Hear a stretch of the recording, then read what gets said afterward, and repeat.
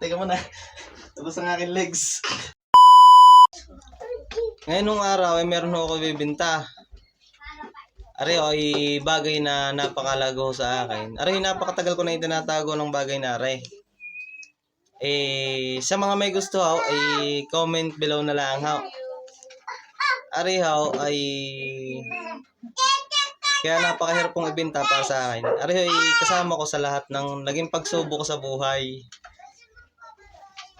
Ari yung mga bagay na talaga naman kung pinakakatago ko. Ari napakalagaw na sa akin. Ari kung nakikita nyo, ari original ho, ari ay napakatagal na ho na rin na itinatago ko. Ay, babalik na rin natin. Anong ganda yung unahan? Ari, yan. Yan, meron pang natitirang, may natitirang pang balahibo. Ay, tatanggalin lang ho natin. Ari ho. Ito. Yan. Ari ho ay tatlong klase. Original lugar eh. Ay, kung nakakita nyo naman. Ari ho. Yan. Ari yung pangalawa. Yan po. Wala po rin kay issue. Yan. Magagamit nyo po ito ng maayos. Kung makikita nyo po. Magagamit nyo po ito ng pamatagalan. At sa oras ng pangangailangan, talaga namang magagamit nyo ng ayos, Tingnan nyo naman, napakaganda na rin. Sa oras ng pangangailangan, yan, hindi kayo yan. Kitang-kita nyo. Ari pa yung isa. Yan. Ari yung isa. Ay. Ari. May down ni pa eh. Ito. Ari kung nakikita nyo yung mga, yung pangatlo. Tapos kung nakikita nyo yung tagiliran, ari may mga markings. Ito yung markings na rin.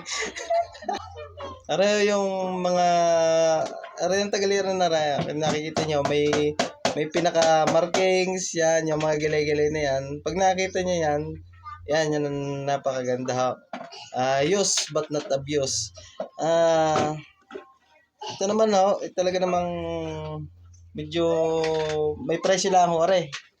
Ganon talagang ito kasi ito kagaya nito may mga ganyan-ganyan na style, itong mga ganitong forma kasi ito yung magagamit nyo na mga bukod sa pangmadalian pangdiinan. Ito hindi na kailangan pa ng maraming etche. Alam nyo ari nung kapanahon na ari sinusuot ko dati ari ay may hatid ho rin sorte.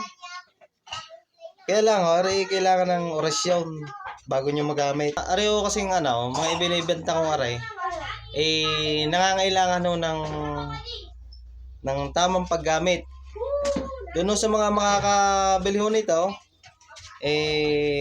ituturo ko na lang ho sa inyo yung mga tamang posisyon kung paano nyo ito isusuot.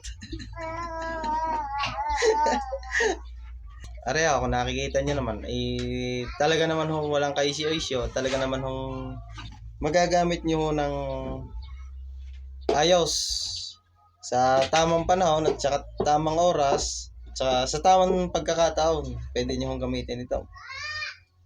Kita nyo naman sa mga may gustong bumili aray, parang awa nyo na. Bustoyo. Si Bustoyo na damay.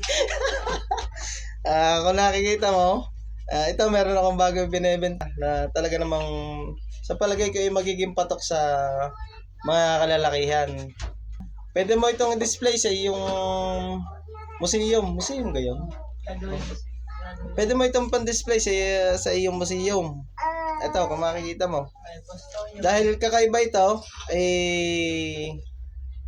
wala itong magiging kagaya. At saka wala itong magiging katulad. Ikaw lang ang magkakamayroon nito kung sakaling ikaw ang makakakuha. Kita mo naman, oh.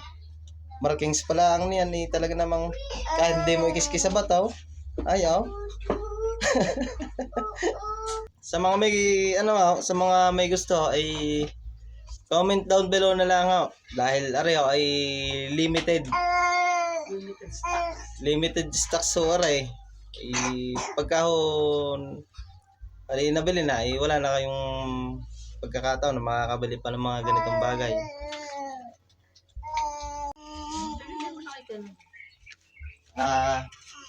Papakita ko po sa inyo kung ano itsura nito pagka sinuot yung mga product na binibenta ko sa inyo. Ito po yung una. Papakita ko sa inyo. Ito po, madali nyo po siyang maisusuot kasi nga po, dahil nga po sa mga markings nito sa tagiliran, adjustable po yung kanyang garter. Kahit po anong size ng inyong bayawang, Ang sama!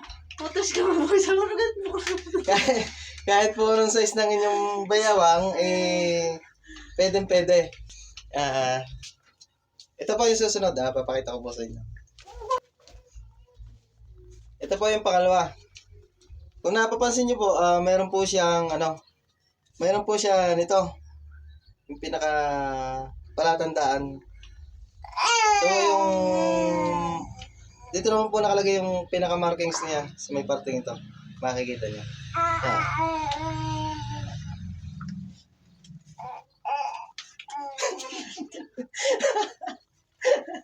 At ito po ay isa po ito sa pinakamagandang gamitin kasi nga po ito po yung tinatawag na isa sa mga kilalang brand kasi nga po siya po yung ready to fight.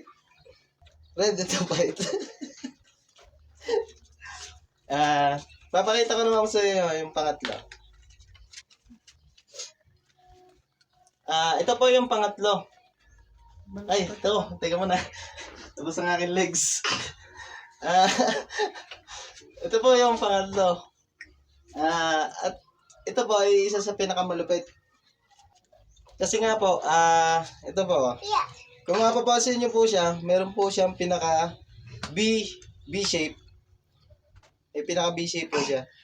Ito po ay talagang kakaiba sa lahat ng kakaiba sa lahat ng makikita niyo, wala po kayong makikita. May mga ganito. Kung mapapansin niyo po, para siyang mayroong victory. Oh, tama, victory. Yan po, kung makikita niyo. Ang ganda, oh. Ito po ang talaga magagamit yung pandiinan. Ready to use naman itong isang ito.